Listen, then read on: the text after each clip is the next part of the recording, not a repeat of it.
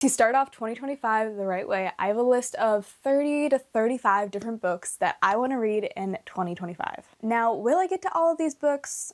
I'm hoping so. So I've separated all of my books into 4 different categories. First one being my physical TBR, then series that I want to finish, some new releases, and just kind of general books that don't really fit into any of the other categories. So I'm first going to go ahead and go through my physical TBR, which I actually do have more books than this, but you will be seeing majority of those books in next week's video, which is just an overall fun book shopping, book organization, and just bookish theme video. So let's go through the 10 books that are on my physical TBR. First off, we are starting off strong with Fourth Wing by Rebecca Yarros, and I do have the really pretty sprayed edges version, which I'm very excited for. I know the 3rd book is coming out this year. And before I get into all the rest of the books, I just want to preface by saying majority of the time I buy books based off of other people's recommendations, and I really love to go into books blindly, so I don't really know too much about all the books that I have. However, with this book, I know that our main character, I believe her mom works at this like college kind of.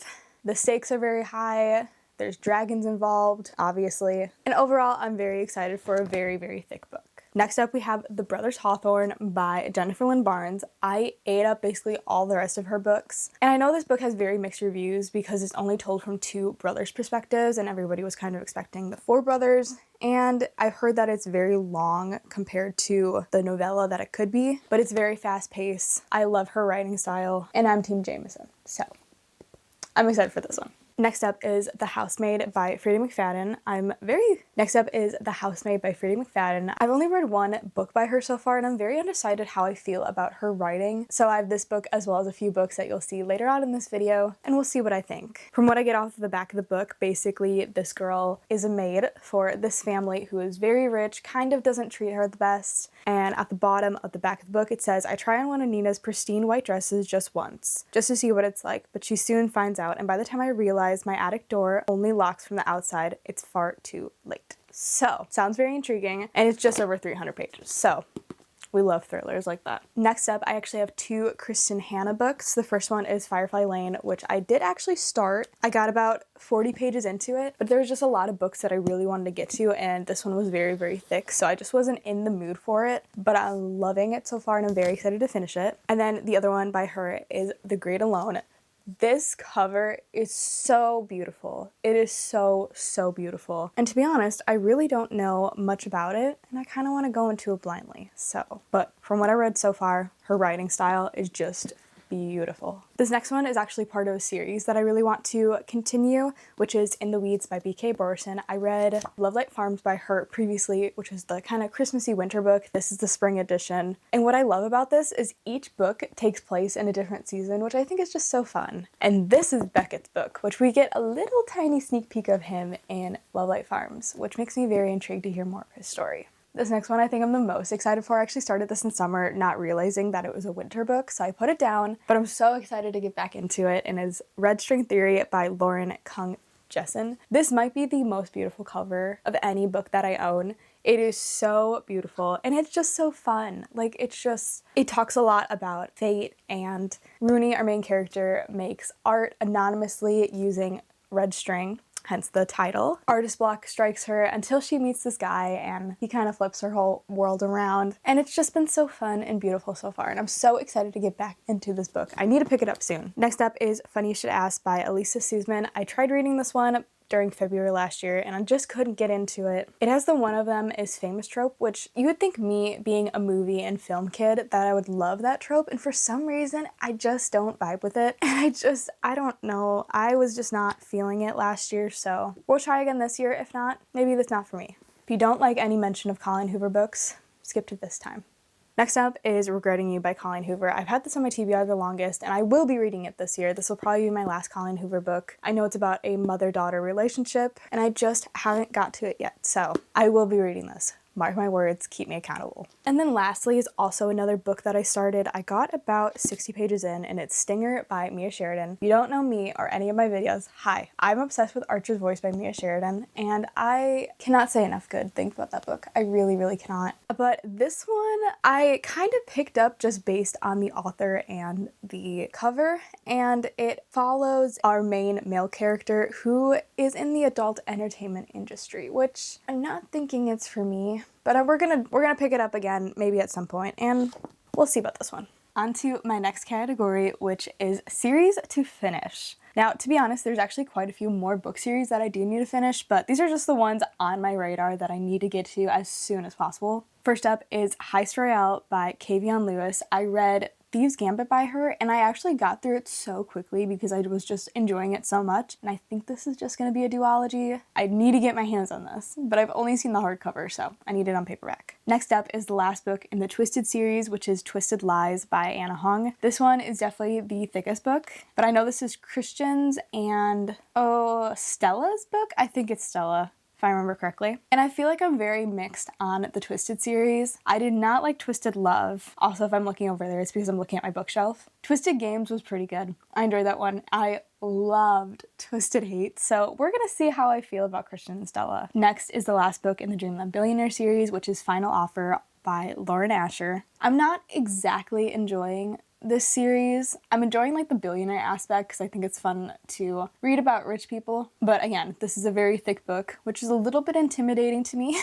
And I know that this book revolves around very deep topics, which I think is why I'm looking forward to reading this one the most. I can't think of what the brother's name is. Callahan, that's what it is. I should have known that. Next up, I want to read the last two Abby Jimenez books that I have not read, which is the Happily Ever After playlist and Life's Too Short.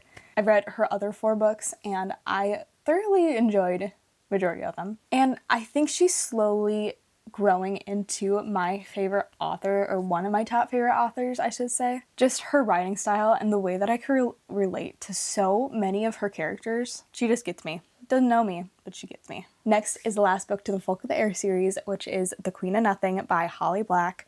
I pretty much got through the first 2 books very quickly. They're YA, very fast paced, very fun to read. And it's a nice little introduction for me into fantasy because I've never read any fantasies, and I feel like I can't say too much about the 3rd book. But the 2nd book set up the 3rd book, I feel like, really well. So it's very anticipated for me, and I will be reading this book this year. Okay, and then we have 4 new releases. I'm sure there's going to be many, many more as the year goes by. Actually, yeah, there's 5. That's a lie. First up is Say You'll Remember Me by Abby Jimenez. Are we seeing a theme here with Abby Jimenez? I mean, the cover of this one is so stinking pretty. It's actually ridiculous. I've loved all of her covers, actually. Next up is Sounds Like Love by Ashley Poston. I'm actually not a big fan of the cover of this one, but I've read The Dead Romantics and The 7-Year Slip. Love The 7-Year Slip. That one, it's still probably one of my favorite books to this day, to be honest. And from what I gather from the cover, it's very whimsical and musical, which I think is right up my alley. Next up is One Golden Summer by Carly Fortune. Her, very mixed on her books as well. So, I don't know. However, I do really love the cover, which doesn't really mean much because the cover and the plot could be 2 very, very different things. Next up is While We're Young by K.L. Walther. Her books are very YA, very fun, typically has like a little bit of a harder subplot to it, but overall the last 2 that I read really put me in a summer mood, so I'm hoping that this one does the same thing for me. And lastly, I cannot believe that I forgot to put this on my list. This is probably one of my most anticipated reads for this year, which is Sunrise on the Reaping by Susan Collins. This is Haymitch's book from the Hunger Games series. I'm so excited for this one. If this book does not do what I need it to, I'm going to actually be so sad. In the Hunger Games trilogy, we really get just very mixed pieces of Haymitch, and we don't know like anything about his childhood. I feel like the books give us a little bit more than the movies do about like how he won the games, because we already know that. But other than that, he's just such a mystery that I'm really intrigued to learn more about. On to our last category, which is general books. And to be honest, there's way, way more than 11 books. But I feel like these are really ones that I do really want to read this year. So first on my list is actually an author. There's just so many of his books that I really want to read and I'm very intrigued by, which is Frederick Bachman. He's wrote Beartown, A Man Called Ove.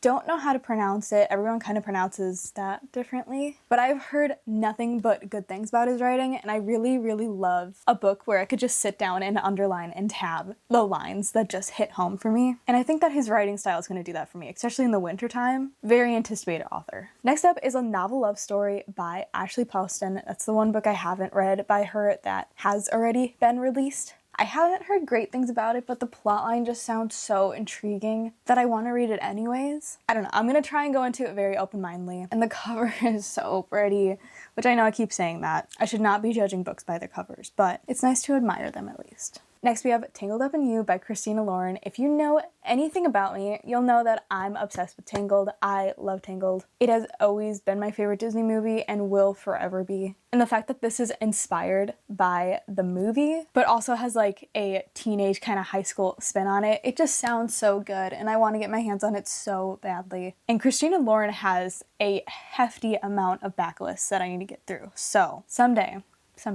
Next one I've also kind of mentioned, but it is the entire Lovelight series by B.K. Borison. Like I said, I read Lovelight Farms and I want to read In the Weeds, but I do want to read the summer and fall books as well, which is Mixed Signals and Business Casual. They're just fun, light little books, and I love series that are like interconnected with like the found family type of genre, or not genre. What's the word I'm looking for? Trope?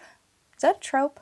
I think it's a trope. Not sure. But speaking of series, I want to read the 3 books that go into the Good Girl's Guide to Murder series by Holly Jackson. This consists of A Good Girl's Guide to Murder, Good Girl, Bad Blood, and As Good as Dead. I just figure these are going to be YA, I think at least. They're going to be fast-paced, fun, and I love a good mystery book. Like I said before, I want to try more Freedom McFadden books, and one of my friends has nonstop raved about this book, so my hopes are kind of set high a little bit, which is The Boyfriend. Don't really have too much to say on this one, but it sounds very intriguing. Now, this next series, this might be the year that I get to it, but honestly, I'm not sure. I'm not sure when I'm gonna get to this series, but it is the Shatter Me series by Tahira Mafi. Do I want to read the series? Yes. Am I a little bit intimidated on how many books and novellas are in it?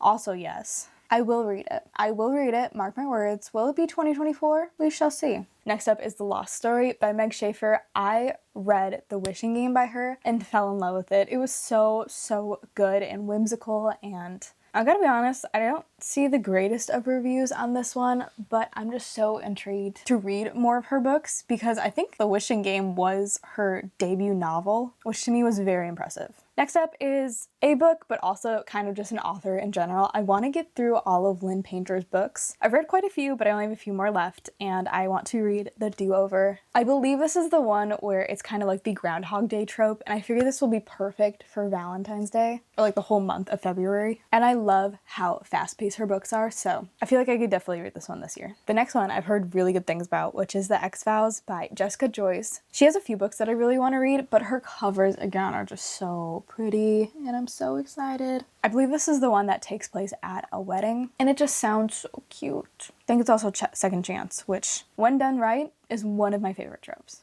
And the last book, which I feel like is the one book on this list that's going to probably break me, is One True Loves by Taylor Jenkins Reid. Another one of my friends really loves this author, and I haven't read any of her books, so I kind of told her to pick me out a book, and I'll read it. This will also be another one that I will definitely get through in 2025, and I'm so excited for it. So honestly, with all the series and whatnot, I'm not really sure how many books are on that list. Like I said, I have so many more books that I want to read. I think my Goodreads TBR is like 200 plus books right now. Not sure when I'm getting through all of those, but eventually, maybe, someday, we'll never know. But please feel free to comment down below any of the books that you guys want to read this year that you're currently reading, or just any sort of recommendations for me, because I would always love to add more books to my 200 plus TBR. And with that, I hope you guys enjoyed this video. If you did, don't forget to like and subscribe. I hope you guys have an amazing rest of your day, and I will see you guys in my next video.